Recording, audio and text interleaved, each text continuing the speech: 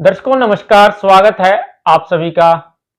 दर्शकों, जैसा कि आप सभी को पता है कि हरियाणा के अंदर एक हॉट मुद्दा जो है वो चला हुआ है ई टेंडरिंग का।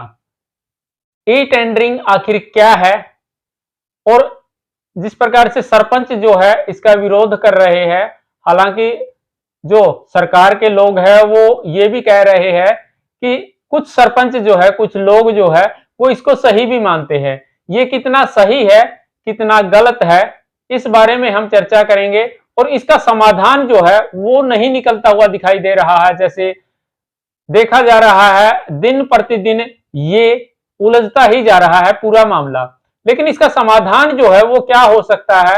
जैसे कि आज हमारे साथ इंद्रपाल चाहर जी है और इन्होंने अपने सोर्स के अनुसार, अपनी पत्रकारिता के अनुभव के अनुसार जो कुछ भी एक निचोड़ निकाला है, जो कुछ भी एक पूरा समाधान निकाला है, वो क्या है, आज हम चर्चा करेंगे ई टेंडरिंग को लेकर के। इंद्रपाल जी, आपका स्वागत है। धन्यवाद। इंद्रपाल जी, देखा जा रहा है कि ई टेंडरिंग एक बड़ा मुद्दा बन चुका है। आप इसको पूरे के पूरे मुद्दे को कैसे देख रहे हैं, सबसे पहले ये बताइए।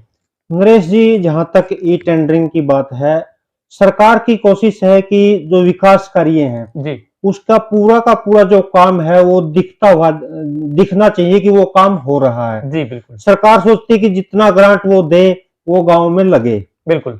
लेकिन जो सरपंच हैं उनकी मांग है कि जो उनकी सीमा है काम करने की, वो 2 लाख की बजाय 20 लाख की जाए। जी 2 लाख में आज के समय कुछ नहीं होता, बिल्कुल उनकी मांग है 20 लाख किया जाए। ई टेंडरिंग के माध्यम से सरकार एक पारदर्शिता लाने की सोच रही है। जैसे सरकार का एक स्लोगन भी है कि बिना खर्ची और बिना पर्ची के जो कार्य है वो किए जाएंगे। जी, जी पिछले 20 सालों के पत्रकारिता के अनुभव के आधार पे हमने देखा है कि जो पिछली पंचायतें हैं उसमें कुछ मामले ऐसे सामने आए हैं, जैसे किसी सरपंच ने एक गली बनाई, जी एक लंबी गली है, उसमें एक गली को 2 बार दिखा दिया। मान लो जैसे प्रताप के घर से ईश्वर के घर तक, जी फिर बिल्कुल। उसी गली में मोलू के घर से सोलू के घर तक, एक गली को 2 बार दिखाया। एक ही सरपंच ने। एक ही सरपंच ने एक ही गली को 2 गली बनाई दिखा दी, जी तो मतलब अधिकारियों के या पंचायत सेक्रेटरी के साथ मिलकर। जी इस तरह के गबन उसमें देखने को आए हैं।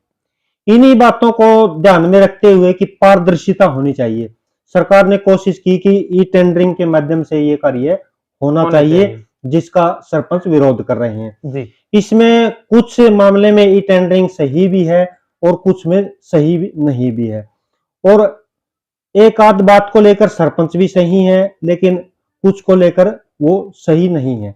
इसका इसमें कुछ सही क्या है और गलत क्या है, ये थोड़ा दर्शकों को बताने की कोशिश कीजिए। नरेश जी, मेन मुद्दा होना चाहिए, वो चाहे सरपंच है या सरकार है, जो ग्रांट मिले उसको पूरा का पूरा वो लगे। बिल्कुल यही आम आदमी का उद्देश्य होना चाहिए, यही सरकार का उद्देश्य होना चाहिए, यही सरपंच का उद्देश्य होना चाहिए, और यही सरकार उद्देश्य लेकर सरकार चल रही है।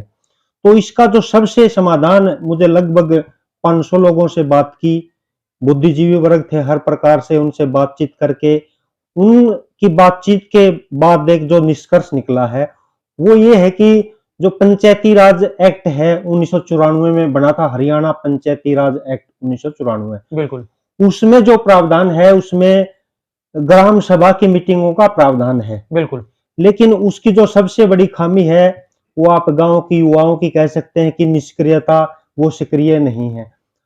मतलब ग्राम सभा की जो मीटिंग दिखाई जाती है उसमें सरपंच के घर बैठकर या किसी सार्वजनिक स्थान पर बैठकर वैसे 5-7 लोग बैठ के उस कार्रवाई को पूरा कर देते हैं, बिल्कुल और जो सरपंच के पास आते जाते हैं लोग उनके साइन करवा लेते हैं, और सरकार के पास जो कार्रवाई जाती है उसमें दिखाया जाता है कि गांव में सार्वजनिक स्थान पर जैसे चौपाल है या ग्राम सचिवालय है, वहां पर ग्राम सभा की बैठक हुई है। सरकार की नजरों में ये दिखाया जाता है, जी बिल्कुल। लेकिन वास्तव में ऐसा कुछ होता नहीं।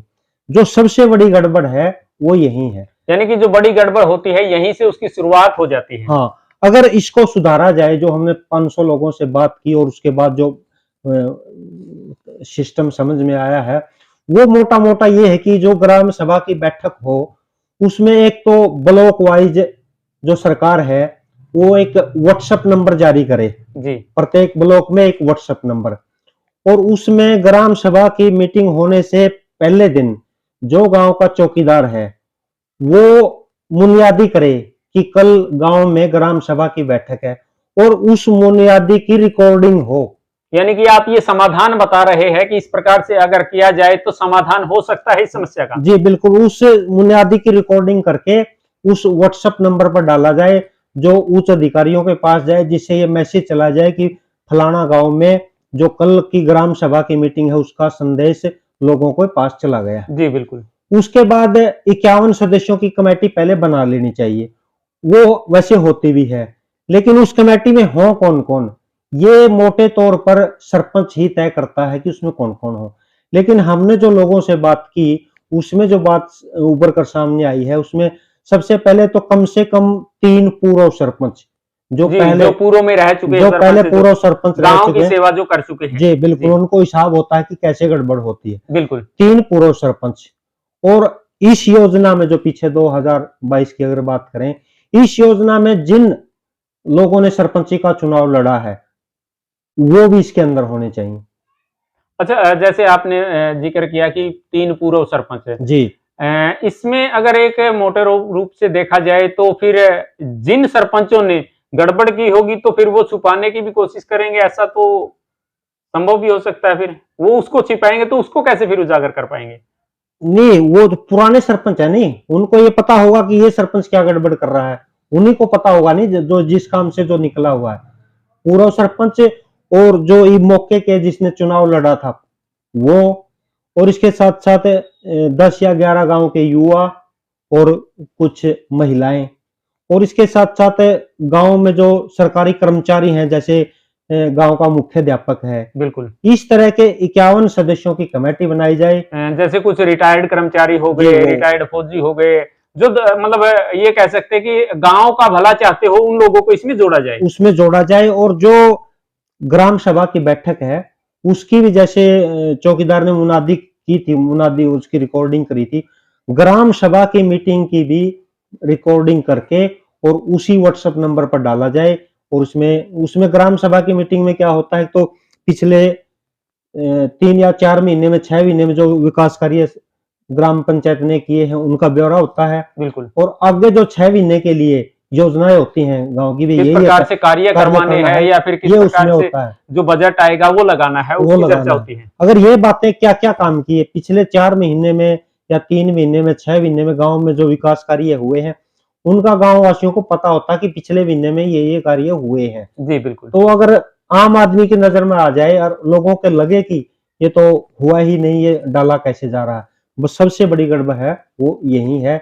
मतलब मेन बात जो गांव का युवा है या कुछ ऐसे लोग हैं जो जागरूक हैं, जी उनको थोड़ा बहुत जागरूक होने की आवश्यकता है, और सरकार को भी इस तरफ ध्यान देने की आवश्यकता है। यानी कि जैसे आपने अपने अनुभव के अनुसार जो भी लोगों से बातचीत की है, जो भी समाधान निकाला है, आपको लगता है कि इस तरीके से अगर ग्राम पंचायतें काम करे, अगर सरकार इस प्रकार के आदेश दे तो इस ई टेंडरिंग का समाधान ही निकल सकता है। बिल्कुल, इस योजना में भी सोशल मीडिया के माध्यम से 1-2 सरपंच ऐसे आए हैं सामने।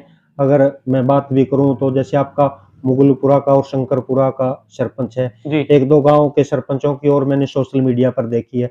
अब से पहले ही उन्होंने जो नॉर्मल मीटिंग बुलाई है, उनका मैसेज बेकायदा उन्होंने अपने फेसबुक आईडी पर या व्हाट्सएप ग्रुप में उन्होंने डाला है कि आज कल ये इस तरह की मीटिंग है, जिसने भी आना है आए, अपने सुझाव दे, और उसी के अनुसार आगे गांव का विकास किया जाएगा। अगर इसी तरह का काम सारे सरपंच करें तो यही टेंडरिंग का जो सिस्टम है वो सारा समाप्त हो सकता है। इंद्रपाल जी, कुछ बातें ऐसी है जो कि हालांकि बातें करना उसके लिए जरूरी तो नहीं है, लेकिन फिर भी इसी मुद्दे से जुड़ी हुई बातें हैं तो हम बात भी कर लेते हैं। जैसे कि सरपंच बैठे हैं धरनों पर, लेकिन अगर देखा जाए तो उनका मुख्य जो उद्देश्य है वो ई टेंडरिंग को लेकर के है, लेकिन वो ई टेंडरिंग के इतने विरोध में नहीं है जितना विरोध वो देवेंद्र बबली के उन वचनों का कर रहे हैं, जो बोल उन्होंने बोले हैं, चोर शब्द का इस्तेमाल किया है, उनका जो विरोध कर रहे हैं उसको आप किस प्रकार से देखते हैं?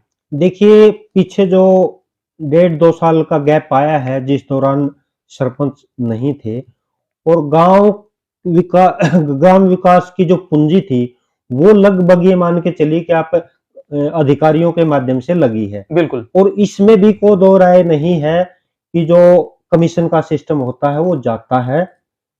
सरपंचों का जो विरोध है वो इसी बात पर है कि जो सरकार ई टेंडरिंग के माध्यम से चल रही है, जो पैसा है वो सीधा मंत्रालय की तरफ उनका इशारा है कि इस सिस्टम से वहां पैसा जाता है। जी, तो दर्शकों आज हमने इंद्रपाल जी से चर्चा की है। अनेक मुद्दों पर हम चर्चा करते रहते हैं। आज का ये मुद्दा हालांकि पूरे हरियाणा का हॉट मुद्दा है और इसका समाधान एक पत्रकारिता के अनुभव के अनुसार इन्होंने बताया है। अगर आपको लगता है कि ये सही समाधान है तो आप इस वीडियो को शेयर कर दीजिए।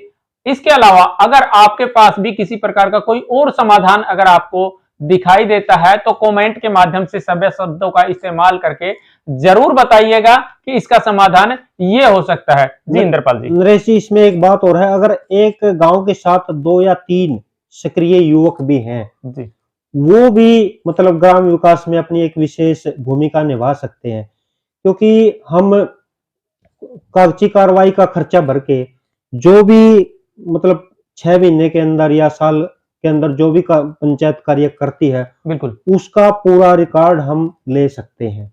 एक कोई भी जो आम नागरिक है गांव का वो ले सकता है।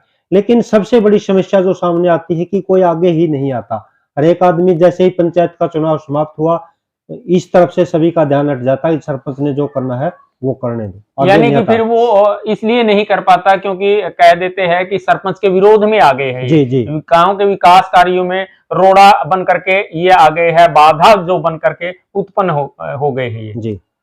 तो दर्शकों देख सकते हैं, हालांकि एक अच्छा तरीका बताया है इंद्रपाल जी ने। अगर आपको लगता है कि ये समाधान सही है तो इस आवाज को उठाने के लिए इस वीडियो को ज्यादा से ज्यादा शेयर कर दीजिए। और अगर आप हमारे चैनल पर पहली बार आए हैं तो इस चैनल को शेयर, सब्सक्राइब और लाइक अवश्य कर दीजिए।